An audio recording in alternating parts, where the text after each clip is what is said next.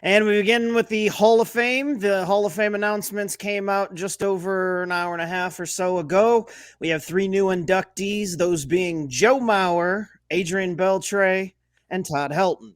The first two mentioned, Joe Mauer and Adrian Beltre, their first time on the ballot. So the stuffy old writers actually decided that, for once when it was a slam dunk on somebody being a first ballot Hall of Famer, we didn't play the waiting game or the petty. They needed to some arbitrary bar game. On the other hand, Helton this was his sixth year. He had to wait 5 years to get in, but much deserving to make the Hall of Fame for all three of them. Still missing Billy Wagner. Billy Wagner came up just short. I believe it was 73.9% of the vote. The threshold is 75. So next year is his 10th year on the ballot. So he should be getting in next year. But hell of a class. Jim Leland was inducted as a manager a couple of months ago, so he will go in with these other three. Gentlemen, what are we thinking about this class of four that'll be heading into Cooperstown come this summer? I'll jump in before Mookie because I know Mookie is a huge baseball fan. He loves to talk baseball and he knows everything about it. But I'll get my stuff in before he gets a chance. I think it's a great list. I really wish Billy Wagner did get in. I think he did it at a high level for a lot of teams for a lot of years. Absolute dominant lefty coming out of the pen. You did not want to see that fastball. You don't want to see that slider.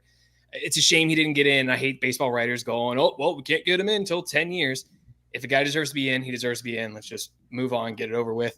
One thing I'm hoping for, what I'm really, really, really hoping for, and it won't happen because it's baseball and baseball sucks when it comes to fun things. Scott, baseball doesn't suck in general. But when it comes to being fun, Adrian Beltre hated being touched on the head when he played. And Miggy Cabrera used to do it to him all the time. Every time anybody got to third, they just try and touch him on the head. I just want baseball to make his bust like in a place where everybody can touch his head. And just do that for all of eternity because I think that would be absolutely fucking hysterical. But again, baseball, so they won't do it. That's fair enough. Solid take. It's a ripe opportunity too. I think you both kind of alluded to the thing about baseball Hall of Fame shit that gets me is the whole well, he doesn't deserve to be on the first or third. He's a fourth ballot Hall of Fame kind of guy. It does teach us a good life lesson though, as I say. I'm gonna try to get this started, but kind of like Fetch. Nothing in the world is ever unanimous because Mariano didn't get elected unanimously. If people can't align on that, then I don't know what we can all agree on. And I just don't understand. Is that is that 75% of the vote the highest in all of sports? Because it seems extremely high to get in. And it's just funny to me that a sport that holds it so holier than thou is ripe with hypocrisy up and down the Hall of Fame hallway or whatever you would call it, where all those busts are.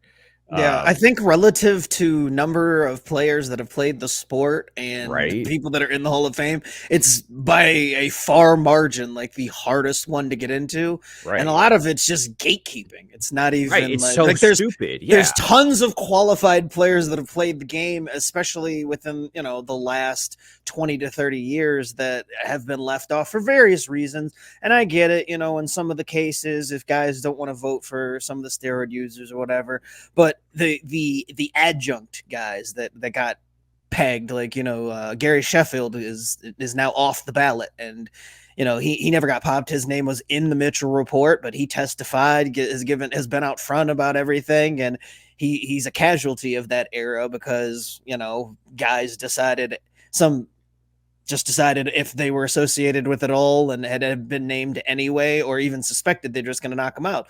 But I mean, there's been rumors surrounding other guys that are in the Hall. We know that things have been done, against the rules and other forms outside of steroid usage across the history of baseball. So yeah, it's always a running joke and kind of ridiculous at how few people have gotten in. But I was happy. I don't think I've been able to say that over the last few years. I mean, I'm always happy for the people that do get in, but I'm always more disappointed for the people that get left out. And this year's class is a very solid class. Like I said, I mean, I wish you can't argue Wagner with those guys. Like, it's a Sure. solid class. I just right, yeah. I mean, I wish Wagner had gotten in, and I think he will next year on his last year. But that's stupid. That's I can't stand that aspect of it, because like what has he done differently in his career between now and next year when he'll get in, because it's his year? Like, it's not a scenario where you can only vote for 5 guys and so you run out of votes. Like, that's not at all what's happening here.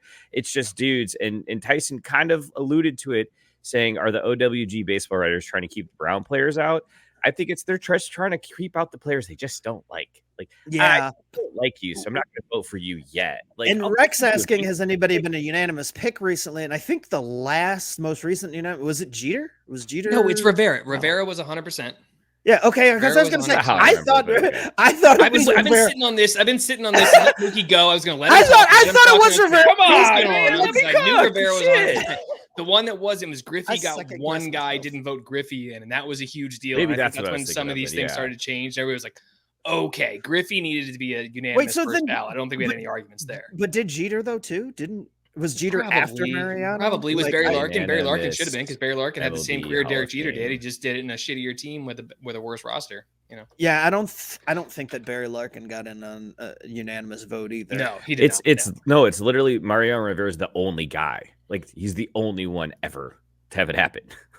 So wow, it's not like he's the most recent. He's only. Like, oh, there you go. Yep, Derek Jeter did not get it by 396 of 397. Right, like, who the fuck is that guy? Like, what are you doing? Like, what are you? He's my hero. Who are you making a point to? And then you're trying to get your little bitch ass. He's my hero. Like, that's my voter. That's my voter. Whoever the guy who kept Jeter out. No, that's awesome. Come on, that's awesome. Derek just gotta let it go. It's the most overrated player in baseball history. Let's not even start going into this. He was terrible defense. He batted at the top of the most dangerous lineup for 10 years. He was clutch. I'll give him that. He made some plays, but also a lot of his stuff was completely overblown because he played for the New York Yankees. If you put him on the Kansas City Royals, he's not the same player. He's not as popular. He's not 396 out of 397 votes. Yeah, and Chris making a point that it's wild the standard hasn't resulted in appeals or repeals. I'm sure that there have been a litany of dudes who got in with abuse issues or criminal issues way back, but Pete Rose gambled, so he's blackballed. Yeah, and that's the thing. I mean, it's one of those exclusive clubs, right? And so the club members set the rules. There's sorry, Scott. There's always a naysayer. We got to give it to her. Sarah chiming in saying, "There's always a naysayer." Did you have to throw that? Scott was on camera. Well done. No, that was actually well done. Well done by both Mookie and Sarah on that one. That's a good thing. But no, I mean, that's the thing. It's just this exclusive, like, members only club. They set the rules and nobody can check them on it. So while, you know, it's BS that there's nobody that's policing them. So they just kind of look at you and shrug their shoulders like, well, we make the rules. So where are you going to go? Shout out, Mike. No, you're listening, bud. JB in the chat also agreeing that no, the only guy who voted against him is the only guy with integrity. And then Biscuit saying the guy who voted against Keeter had to be from Boston. I know that's a typo. Jace, but Keeter's fucking awesome. It's your cousin from Boston. no Jeets in the hall. Fuck that Jeter guy. He can eat his cold cut sandwich outside the hall. That fucking guy. How was your cold cut sandwich asking better this time than it was when you were trying to do a Tommy DeVito? So funny story about cold cut sandwiches. I broke a plate today making lunch because I threw my turkey sandwich on a plate, put it in the oven under the broiler to, like, you know, toast that turkey, get a nice little, like, crisp on it. And I'm standing there on a call having to deal with some idiot saying dumb shit. And all of a sudden behind here just go, poosh. I was like, what the fuck? And I opened the oven and yeah, the plate is like just shattered all over. Oh, so that's the worst. Yeah, Tyson asking a poignant question, but he wants to know when does "see you next Tuesday" shilling get in? Not exactly spelling or not spelling out the full "see you next Tuesday," and he says he knows what he said.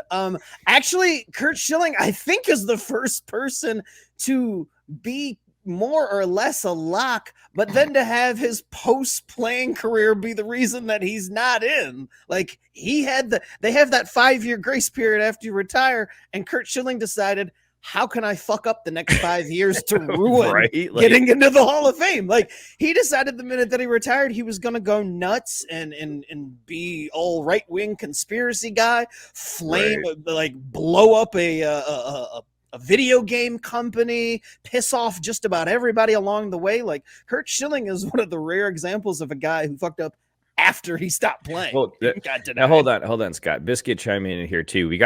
We should probably pay attention because he says, and this is to Pete Rose, everyone in the Hall of Fame except Pete Rose because intercourse that guy. Trying not to say fucking screw up the algorithm. So maybe we should learn from Biscuit and just try to switch up the vernacular a little bit, right? Well, intercourse that man. Rex says a sip tug drain pour for us on the Heisman, the Major League Baseball Hall of Fame, or the Super Bowl MVP. That's a pretty good one. Let's let the guests go first. Matt, what do you got? Yes, first. Yes. I am going to. This is so hard. This is so hard because. Yeah, I was gonna say. Oh man, is it the Super Bowl or the Super Bowl? Doesn't matter. Okay.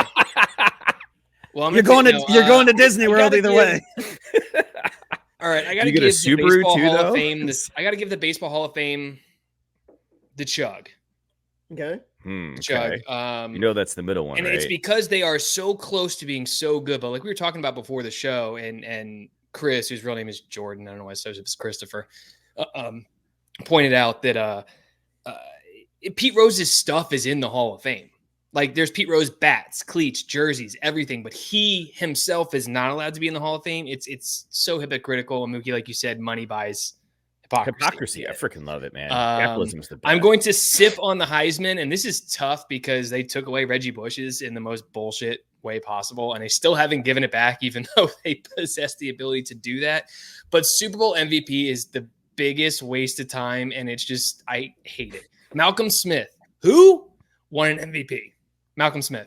Tell me, Mookie, what's the DB? What Super Bowl? I know. What Super Bowl was it, Scott? Oh, the number? I don't know. Fucking no, not the number. What team did he play for? The Niners. Oh no. I'm thinking of Dexter. I was thinking of Tampa Bay. Like when you said Michael. Oh no. I know which one it is now. It's Seattle and the Patriots. It is Seattle. Yes, I do remember. So it was Seattle and the Broncos actually, because was it the Broncos? Oh, well, yeah, there you go. Actually won that game. Oh, fantastic! All right, Mookie, what do you got? Besides the second Google search of the night to find out who the hell Malcolm Smith is. Oh man, this is a good one, Rex. I also love the idea of a Super Bowl. I'm gonna pour drain the MLB Hall of Fame because they piss me off so much with their morality. It's not even morality, it's fake morality. It's like they can get fucked. They can get intercoursed. I am going to chug the Super Bowl MVP because it's pretty cool. I do like the stories like the Malcolm Smiths. We have those like random times when one dude just shows out. What about the Malcolm Smith story that you're just learning now? Did you like?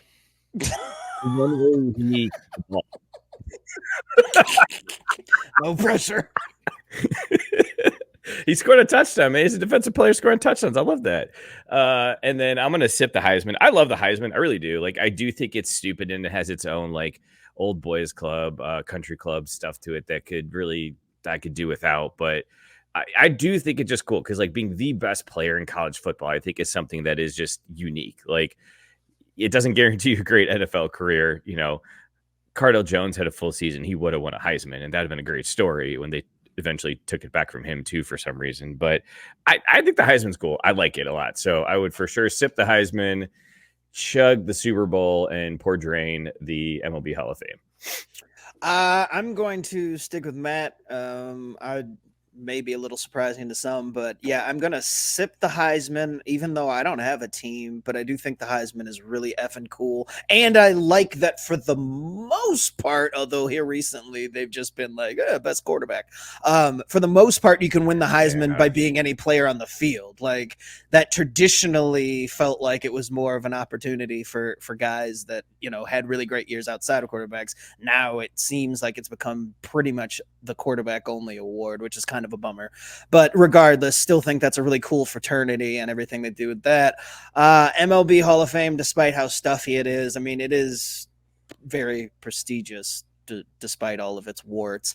And then, I mean, I don't give a shit about the Super Bowl MVP. Like it's very, it's very arbitrary. Like Matt pointed out, I mean, a guy has a good one-off good game, regardless of what he's done. I mean, good for that player. I do like the, kind of like the Heisman. It's just, but I mean, a one game span, one game sample size, anything can happen. So it's like, they're easily forgotten for the most part. So dude, it's a good question, but the comments are on fire tonight because they came up with that sip drug Jameport. Sarah, I was just gonna say, she's saying it's all arbitrary. CBS could start its own Hall of Fame, and if it got big enough, boom, rivalry.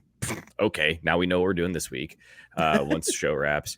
I don't get the JB reference, so there's a part of me that doesn't. I don't. I was gonna say, I was like, I don't know. What is the kingdoms of Amalur? Like, can somebody Google that for us? Chris saying the Super Bowl that it's gonna be huge. Mike Burlon, chiming in. So he's alive. The question is, which end is it coming out of right now, man? It wants to know, should Hall of Fame votes be based on morality or should it be strictly on the field performance? Which, I mean, that's been a lot of like the consternation with the Baseball Hall of Fame is that, some people want to be like, well, it should just be for on the field performance, but there is a morality clause. And at the end of the day, if you're looking at it, JB saying that if it were based on morality, damn near everyone pre 1965 is getting the boot. And that, I mean, there's a lot of guys like, I don't want to start being like policing guys for off the field stuff. Right. But in the case of Kurt Schilling, like I think pretty much everybody agrees, like you screwed it up off the field. Like you can't have a guy like that that's just gone off the fucking deep end, since he's retired. Sarah thanking us for keeping the Google count going. Yeah, we don't have much of a choice because we're a bunch of know nothings. 90%. Oh yeah, that's the worst part. Like Caesar was the brains of the operation. I don't know if y'all knew that or not. Steven Masters saying that Heisman has a viewership bias. The West Coast players don't get the respect. See CMC versus Derrick Henry. That's true too. Like, a lot of those. Isn't that true just generally in college sports though? Like, couldn't you say the same thing about the way like West Coast college basketball seating takes place? Like, I don't think it matters as much, Matt, though, in like pro sports because it's all settled on the field. Right? It does. It matters. It matters in every pro sport except for football because football has very set schedules for when the games are going to be played. They're going to be played at 1 o'clock, 4 o'clock, or they're going to be a night game. There's no in between. There's no anything else. When it comes to West Coast baseball, especially, West Coast baseball gets hammered because no one pays attention to the Padres. Well, now they pay attention to the Dodgers because they've signed everyone, including Jesus. And I think Thanos at some point. It's crazy. But, the Mariners get no love. For sure batting cleanup. The A's get no love. The Giants barely get any. It's just. But like, who cares, Matt? Why does that matter? 10, well, the game started 10 p.m. on the East Coast. So no one's watching on the East Coast. But it doesn't matter. There's no polls to affect things. There's no selection. Like, it doesn't matter that no one watches the games, right? There are polls. There's all-star performances. There's MVP votes. There's all sorts of stuff that goes into it. And the ratings go drastically down when a West Coast team is in the World Series because no one has watched them all year. But you also invoked Reggie Bush's name. And when USC was doing their thing, there were a lot of eyeballs on West Coast games then, and that didn't hinder them. Like I know that in general it can hinder like the non-household names or those like super powerhouse players that don't necessarily play on name brand teams. But I mean, I feel like the Heisman generally. I mean, if if a white guy in Nebraska can win it as the quarterback, then I mean, like, Right pretty in much the anybody wall, can. right? Why? Shout out Eric Crouch. Yeah, Shout out I Eric mean, Crouch, What do you think he's doing these days? he played safety in the league for the Rams for a little bit. What's up? Oh my god! But here's I a bet you question what for you he's guys. So doing. Scott, you alluded to it, and you're absolutely right. The Heisman has become a quarterback award. Oh, absolutely. Yeah. Who are the last two non-quarterbacks to win the Heisman? Deion Both Sanders. Alabama players. Both Alabama players. Derrick I will say Henry that. and Derrick what's Henry's his one. name? Jalen. No, Was it Devontae Richardson? Smith. Devontae No. Smith. Devonta Richardson? Smith. Mookie, 2 for 2. Devonta Smith. Yes. Mookie, Know my shit. Devonta Smith and Derrick Henry are the last two non-quarterbacks to win, and I scroll back, it's like 15 years. Also, Biscuit Bills, has become a quarterback award. thanks for Biscuit's being the saying Bills that- and winning my parlay this weekend, guys. Appreciate Yeah, that. we'll get there. Hold on to that thought. I Biscuit want to saying talk that about my gambling winning, Scott. I don't want to wait. Biscuit saying that he would sip the MVP, chug the Hall of Fame, and pour drain Heisman because Ohio State fans always talk about winning 2 in a row, which is also fair. Gabe wanting to know if Ray Lewis a Hall of Famer. He is, right? He's in the NFL Hall of Fame. Yeah. See, the NFL Hall of Fame is different though. Like I kind This of is like a half Google. Yeah, like they in the NFL Hall of Fame classes, unlike MLB, tend to be pretty large, so it's like hard to remember. No, but they're not large, and that's a problem. They aren't? 5 guys a year. 5. Okay, I say players. large though because the baseball tends to let one. Yeah, at a this year's time. baseball's just like, nope, But no my one's issue, doing is, it. Like, that's my issue with bullshit. football is they only let 5. They only let 5 every year. They whittle it down to So they 15 cap it. finalists, and they cap it. But the problem is there's guys like, and I'm going to be Homer here, but Roger Craig isn't in the Hall of Fame. Who? Roger Craig was the first running back to be a pass catcher and a running back. He revolutionized the running back position. He changed it in the West Coast offense. Patrick Willis is someone that I'm terrified is never going to get in the Hall of Fame because he's going to run up against guys like Tom Brady, who, when he's almost off the ballot, Tom Brady's a first ballot Hall of Famer. That's not a question. By the way, So he's going to keep running into these guys that retire and they are guaranteed Hall of Famers. And when you only let 5 guys in a year, you're missing out on a lot of really good players. So what I think they need to do is they need to expand it. And I'm okay with the 5-year waiting period on letting the guys in the Hall of Fame. But I think every Hall of Fame should be, if they deserve to be in, they deserve to be in. There's no ifs, ands, or buts. There's no, we only put in X amount of players. If you deserve to be in, you deserve to be in. Biscuit hard to also- argue with that. Yeah, no. Biscuit also pointing out that if there was morality cause, we'd have no Ty Cobb and Babe Ruth, but also pointing out that Kurt Schilling was in DC on January 6th. Yeah, I saw that. which is again part of the reason why that Kurt Schilling is not in the thing. And then getting clarification from both Tyson and JB that Kingdoms of Amalur was the game that got tanked because Kurt Schilling owned the studio that made it and then caused it to go bankrupt. Yes, I knew about the studio, didn't know the game because it never really got past the development stage. That's a bummer. We need more video games in the world because sometimes, Sarah also saying that morality would be hard because morality is on a sliding scale and was moral to me isn't necessarily moral to you. Which, right, yeah, that's what I'm saying. What is way mortal too to you? serious. What is mortal to you? Like combat, Mortal Kombat. That's very mortal. But yeah, I mean, it's tough. I mean, as far as Hall of Fames go in general, because baseball technically doesn't limit the amount of people that can get in, but because you have to get such a high threshold and people are on their high horses, it means that we're usually limited to 1, 2. Like that's why this class where you've got 3 guys, both or 2 of which are first timers, it's a big deal because I can't remember the last time it happened that you've got 2 guys. It's been like at least 4 or 5 years. So also, we glossed over it a little bit, but Jim Leland getting in. That's amazing. My man used to rip cigs in the dugout. Yeah, dude. So I gotta really respect Leland a lot. And also Leland was a part of the worst call in baseball history. Oh my God! Yes, Galarraga did not get the perfect game. That twat. And Jim Leland did. He did a really good job of going off on Jim Joyce, the umpire. I'll never forget that guy's name, Jim Joyce. The denim cowboy. Sarah out here. Big fan of Jim Leland, and congrats to him. For sure. Yeah. Like, come on, girl. Focus on driving. Get home safe. Sarah saying she was typing quickly because she was at a light. Letter B. And JB correctly pointing out, don't text and drive, Sarah. Yeah. And she also said she was at a light. Yeah.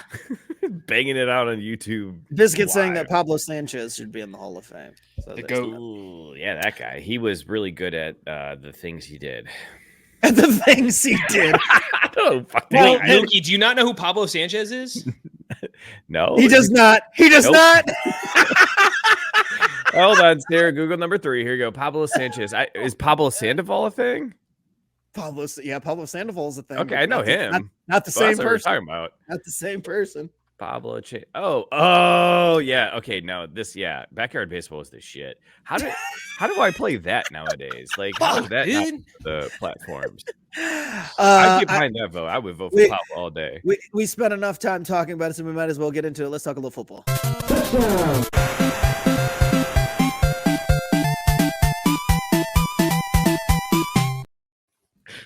Alrighty. Chris Davis chiming in saying Pablo Sanchez is the Dinger King of backyard baseball, which is the perfect way to put it. Nailed it. Good.